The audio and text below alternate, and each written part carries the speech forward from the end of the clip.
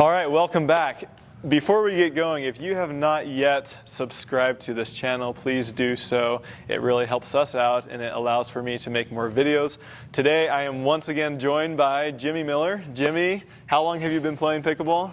About 3 years now. Awesome. And he actually played this morning from 6 a.m. to 8, which is super early, but that's also dedication.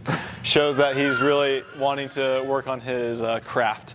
We're going to have a little bit more of a fun video today. We're going to talk about the most missed calls by referees in pickleball matches. You've had your fair share of experience with referees in matches. Are they always good? To maybe save myself from future refs that are watching this, no, they're not. No.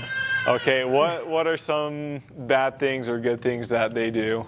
I think a referee that controls the match and controls, kind of just lets the players do their thing and you don't notice them are the best referees in my opinion. Awesome. So we have a ton of incredible referees and we really appreciate them. I am fortunate enough to play at the pro level, and so every single one of my matches, they do generally come with referees. They don't always have referees for the lower skilled matches, but some tournaments do. And so, yeah, you're going to have a variety of great refs, maybe not so great refs, just a bunch of different experiences. But today we're going to talk about some of the most missed calls that referees don't make in today's video. All right, awesome. And this is to preface this all by saying referees are awesome and they dedicate a lot of time to this, and most of them do not get paid. And so to rag on them is not very nice. However, they still make some errors and some mistakes, and we just wanted to talk about those so you can know what to look out for. The first one that Jimmy mentioned to me, what was that first one that you think a lot of them miss? I think the first one, and I know that that's most referees' focus, but it's hard to always be 100% accurate, is that kitchen violation. So what do you mean by that kitchen violation? So when you take a ball that has not landed in the kitchen or the non-volley zone out of the air and you step on the kitchen line, which is a fault, most of the time you see it on overheads. Yep. So one thing, and we're going to throw in a picture, I think. We have a couple examples of that. Another thing that going off of what Jimmy said is, yes, a lot of people do hit shots, volleys, overheads like this, and their feet do touch the line, which would be a violation. But also one of the most commonly missed calls that gets missed all the time is that somebody hits me in overhead. So Jimmy hits me in overhead, and I go like that. What just happened is I hit the ball back here. However, where did I push off of? Pushed off the kitchen line. Yes. Yep. So I pushed off of the kitchen line, actually inside the kitchen, and this happens even at the pro level where people will push off of the line and they'll take one step back and they'll hit it, and technically that is a violation because they have not established their feet or taken multiple steps outside of the kitchen. And the refs, bless their heart, they're watching where they make contact, and oftentimes they'll end up right here and they won't call anything because they're so far back. However, they initially pushed off of the kitchen line, which is a no-no and technically a fault. Okay.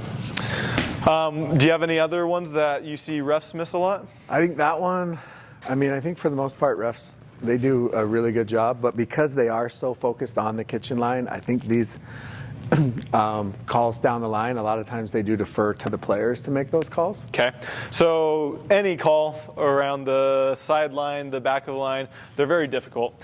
And you'll see a lot of players appeal to the ref, say, hey, did you see that? And in my experience, about 80 to 90% of the time, the refs will do what? They will defer to the They'll defer, they'll agree with the call that the player made. Yep. So I'm not saying cheat, but most of the times you will not be overturned unless that ball is extremely blatantly in or out.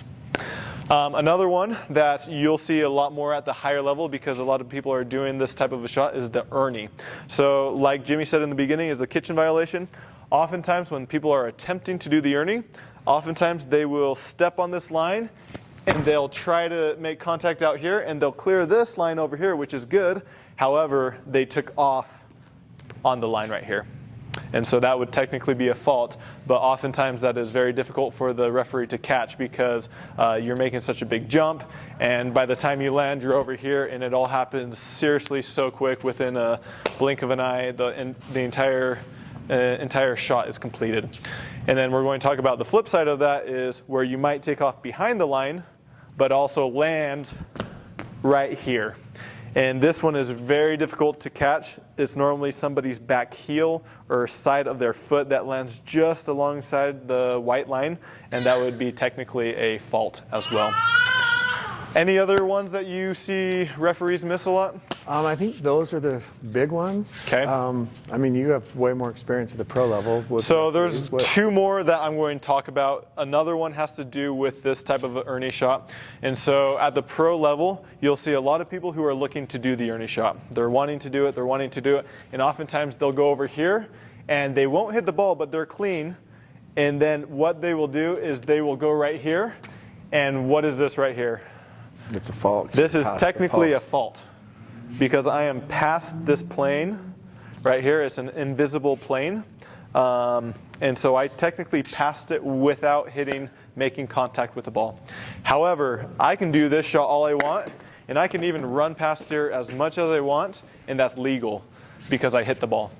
If I did not hit the ball, if I'm going right here waiting for that ball, and oftentimes this side of my body crosses the net even though my paddle has not yet crossed the net, that technically is a fault as well. And you'll see a lot of referees miss that. I've seen a lot of referees, even with two referees on the same court, miss that call. Another thing to add is, this has to do with the Ernie as well, but when people go up here, can you make contact with the ball on their side of the court? Cannot. You cannot. Yes. Okay. What about my follow through? Is that legal? As long as you make contact on your own side first. Okay. So Jimmy says as long as we make contact on our side of the court, you can have a follow through.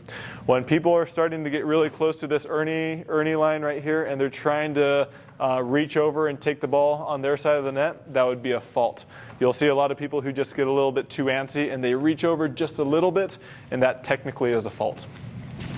The last thing I'm going to say that I see a lot of referees miss, and it's a very gray area, and so it's a little bit understandable. Do you have any idea what that might be, Jimmy?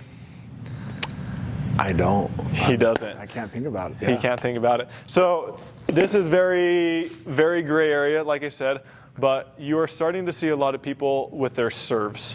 Oh. What do you think I'm going to say? I'm going to say that they are not hitting the ball below their waist, I guess. Yeah. So I believe, I could be wrong, I believe the technical rule is below the navel. So yes. Below your belly button. And it's a very weird rule because you don't exactly know where somebody's belly button is, but you're starting to see a lot of people get a lot more power on their serve, and what they're doing is they're making contact with the ball really close to their waist, to their belly button, which could technically be a fault. I have rarely seen this call be made. I've maybe seen it under 5 times in my entire pickleball career. And so it's a very gray area, but once again, refs only want to call it if they're 100% certain that they violated this rule. Any other thing you'd like to add with these missed calls, Jimmy? I think that's it. I do think, though, that I appreciate a ref that lets the players decide the game, as opposed to, you know, if it's a clear violation, you want to see it called. But I do appreciate a ref that doesn't overstep their bounds and, you know, take control of the game.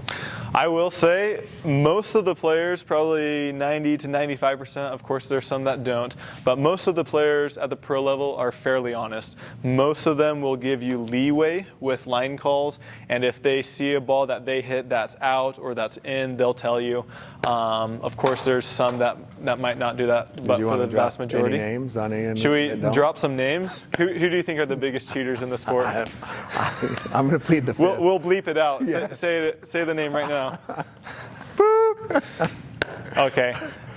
Brittany, she mentioned that maybe we should all wear crop tops so that the refs can see clearly if we're hitting it below the navel. That's a genius idea. I don't know if that will ever be instituted, but it might be a little bit funny to see everybody wearing a crop top. All right, so just to demonstrate what a legal versus illegal serve is, I'm going to try my best to exaggerate it. So this is a legal serve when I'm hitting it down below my waist, below my navel, right here. And then here